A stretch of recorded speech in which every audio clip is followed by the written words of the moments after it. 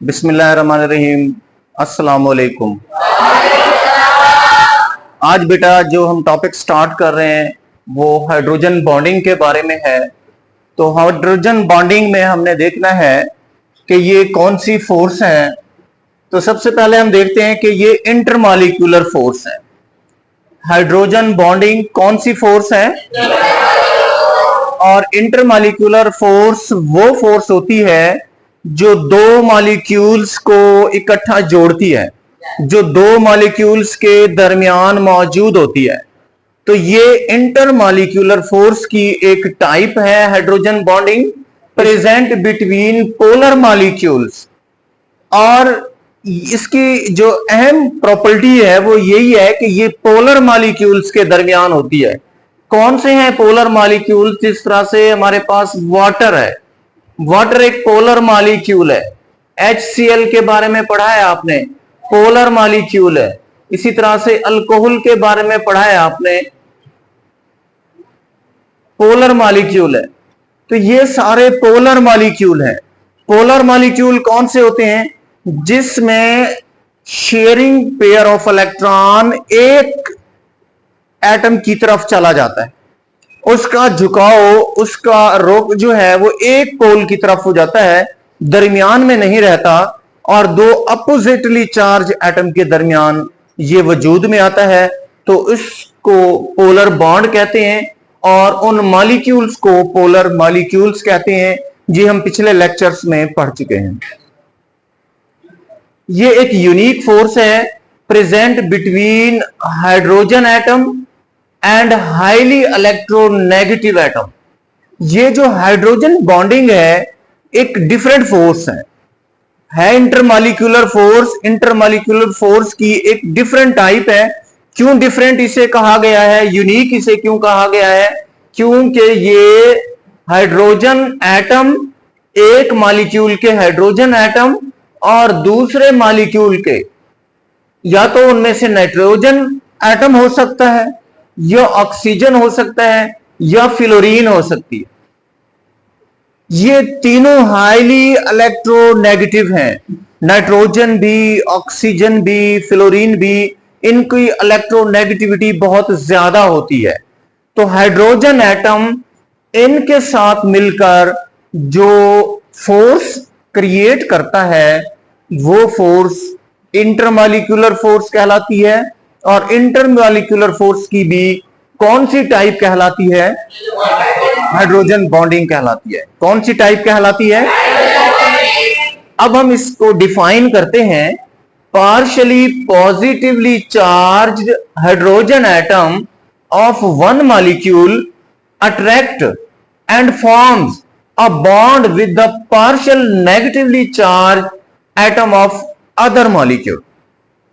एक मॉलिक्यूल का hydrogen atom दूसरे मॉलिक्यूल का कोई भी नेगेटिव एटम, जिनमें से नाइट्रोजन, ऑक्सीजन और फ्लोरीन खास तौर पे, उनके दरमियान जो फोर्स क्रिएट होती है that is called hydrogen bonding.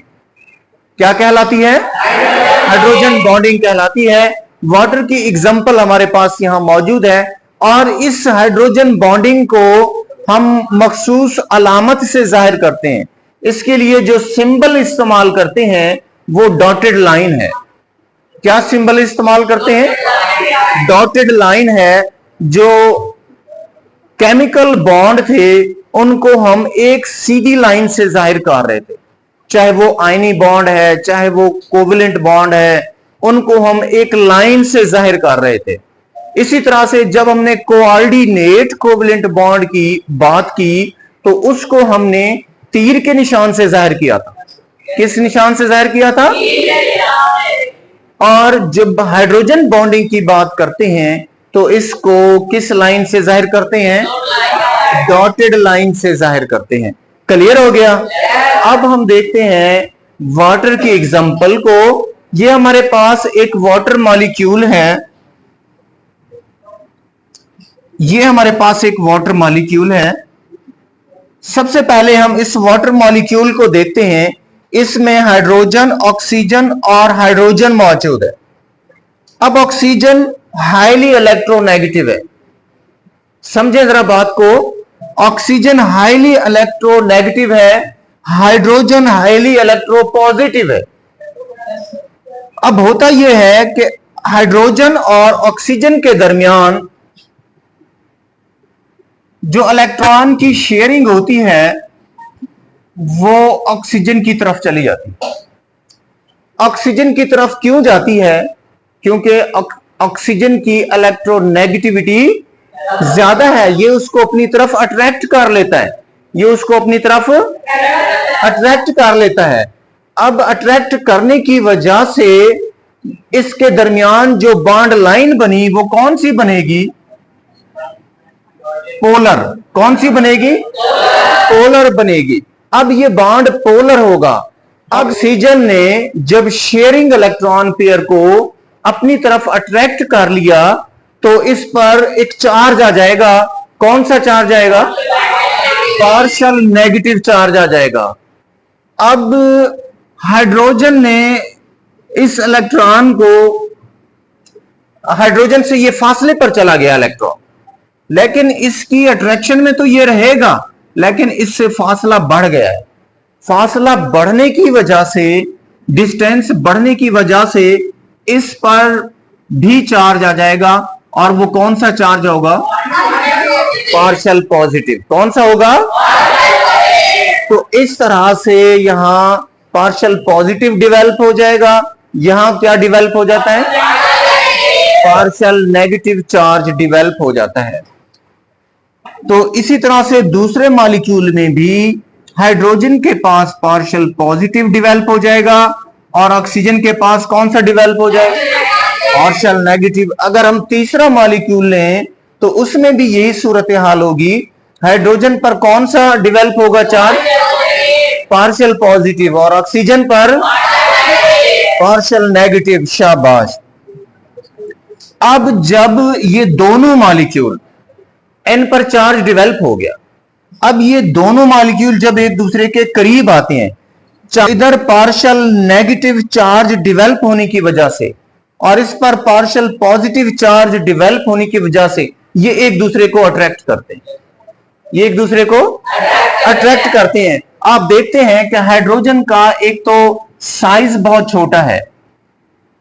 यह हाइड्रोजन का न्यूक्लियस है जिसमें एक प्रोटॉन और एक ही इसका शेल होता है, एक ही इसका शेल होता है। तो साइज इसका क्या है?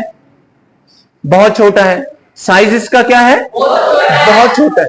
साइज छोटा होने की वजह से जो, और पार्शियल पॉजिटिव चार्ज डेवलप होने की वजह से ये ऑक्सीजन को अपनी तरफ अट्रैक्ट करता है, जो कि हाईली इलेक्ट्रोनेगेटिव है, उसको अपनी तरफ क्या करता है? अट्रैक्ट करता है। अट्रैक्ट करने की वजह से इनके दरमियान भी एक बॉन्ड लाइन जाहिर हो जाती है, और इस बॉन्ड लाइन को केमिकल बॉन्ड नहीं कहते, कोऑर्डिनेट कोवलेंट बॉन्ड नहीं कहते, क्या कहते हैं? Hydrogen bonding. क्या कहते हैं? तो यहां पर भी क्या डेवलप हो जाएगी? हाइड्रोजन बॉन्डिंग डेवलप हो जाएगी। तो मालूम हुआ वाटर के दो मॉलिक्यूल के दरमियान जो उनको इकट्ठा जोड़कर रखती है वो कौन सी फोर्स है? Hydrogen bonding. कौन सी फोर्स है? Hydrogen bonding. अब हम देखते हैं कि हाइड्रोजन बॉन्डिंग का मॉलिक्यूल्स की फिजिकल प्रॉपर्टीज पर क्या इफेक्ट होता है। क्या हाइड्रोजन बॉन्डिंग इफेक्ट करती है फिजिकल प्रॉपर्टीज, मॉलिक्यूल्स की फिजिकल प्रॉपर्टीज पर इफेक्ट करती है या नहीं करती, ये हमने देखना है। ठीक है, अब हम देखते हैं, हमारे पास बॉइलिंग पॉइंट को हम चेक करते हैं। बॉइलिंग पॉइंट चेक कर लेते हैं। हमारे पास वाटर है, पानी, पानी का बॉइलिंग पॉइंट कितना होता है? शाबाश, 100 डिग्री सेल्सियस। 100 डिग्री। पानी का जो बॉइलिंग पॉइंट है वो कितना होता है? 100 डिग्री सेल्सियस। और अल्कोहल का 78, अल्कोहल का 78 डिग्री सेल्सियस होता है अल्कोहल का। अब पानी का 100 है, अल्कोहल का 78 है, दोनों ही पोलर मॉलिक्यूल हैं, दोनों में ही हाइड्रोजन बॉन्डिंग पाई जाती है। दोनों नहीं। अब पानी का 100 क्यों है और अल्कोहल का 78 क्यों है जी? नहीं, ये अल्कोहल नहीं, नहीं, बिल्कुल नहीं। अभी हमने बात की, देखें बात जरा सुने, ये भी पानी भी पोलर मॉलिक्यूल है, अल्कोहल भी पोलर मॉलिक्यूल है, तो पानी का बॉइलिंग पॉइंट 100 क्यों है, अल्कोहल का बॉइलिंग पॉइंट 78 क्यों है? जी बेटा,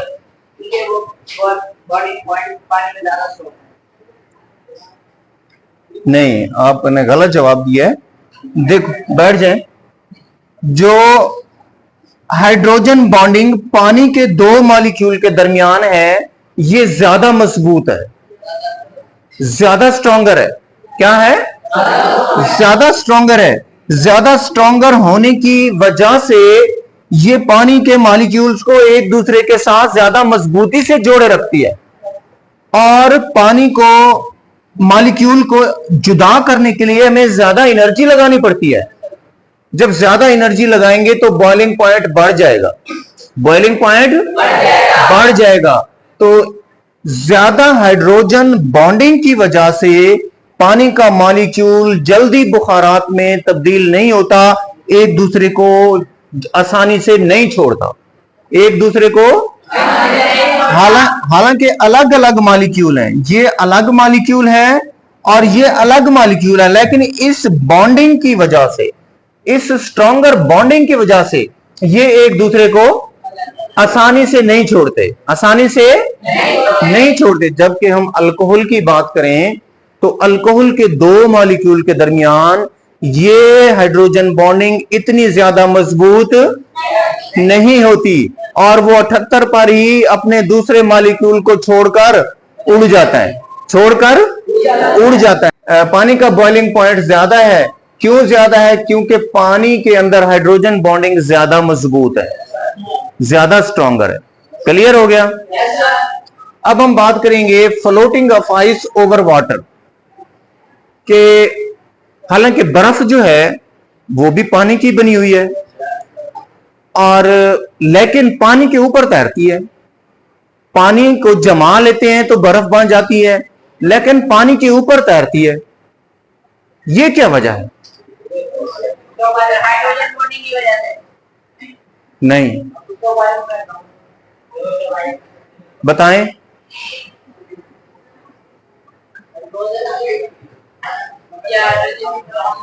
क्या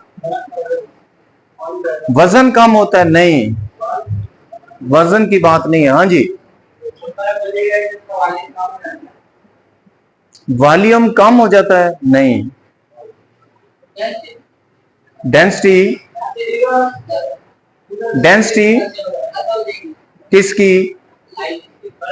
बर्फ की डेंसिटी, जिसकी डेंसिटी ज्यादा होती है। डेंसिटी का मतलब पता हो तो उसमें ज्यादा गाढ़ापन हो जाना, ज्यादा उस करीब करीब आना। जैसे शहद है, शहद की डेंसिटी बहुत ज्यादा होती है, तो वो जनाब बहुत ज्यादा गाढ़ा होता है, एक दूसरे के करीब उसके मॉलिक्यूल होते हैं, हाइड्रोजन बॉन्डिंग वहां ज्यादा मजबूत होती, वो एक दूसरे से जुदा नहीं हो सकते। हाँ जी, ये डेंसिटी का डिफरेंस है। डेंसिटी का डिफरेंस हाइड्रोजन बॉन्डिंग की वजह से आता है। आइस एट 0 डिग्री सेल्सियस पर आइस की डेंसिटी 0.917 GCm-3 है, जबकि लिक्विड वाटर की 0 डिग्री सेल्सियस पर ही डेंसिटी 1.00 GCm-3 होती है। तो देखें जरा इस फिगर को कि किसकी डेंसिटी कम है। आइस की डेंसिटी कम है। होता यह है कि पानी के मॉलिक्यूल तो रैंडमली मूव कर रहे होते हैं और एक दूसरे के करीब होते हैं हाइड्रोजन बॉन्डिंग की वजह से, क्योंकि उसमें स्ट्रॉन्गर हाइड्रोजन बॉन्डिंग होती है, जिसकी वजह से वो एक दूसरे के करीब होते हैं, एक दूसरे के करीब होते हैं। लेकिन जैसे ही हम वो उसको फ्रीज किया जाता है, जैसे ही उसको फ्रीज किया जाता है तो उसका मॉलिक्यूल जहां होते हैं वहीं रुक जाते हैं, ओपन स्ट्रक्चर बन जाता है, तो फ्रीज हो जाते हैं। फ्रीज होने की वजह से गैप आ जाता है, उनमें फासला बढ़ जाता है। फासला बढ़ने की वजह से उसकी डेंसिटी लिक्विड वाटर से थोड़ी सी कम हो जाती है, लिक्विड वाटर से थोड़ी सी कम हो जाती है। यही वजह है कि पानी ज्यादा डेंस होता है तो नीचे होता है, बर्फ की डेंसिटी कम होने की वजह से उसके ऊपर तैरती है, उसके ऊपर तैरती है। तो मालूम हुआ बर्फ की डेंसिटी मॉलिक्यूल्स के डिस्टेंस की वजह से ऐसा मुमकिन हुआ, और बर्फ की डेंसिटी कम हो गई और पानी के मॉलिक्यूल की डेंसिटी ज्यादा थी, इसलिए बर्फ उसके ऊपर तैरने लग गई। ठीक है, शुक्रिया, thank you very much, Allah Hafiz.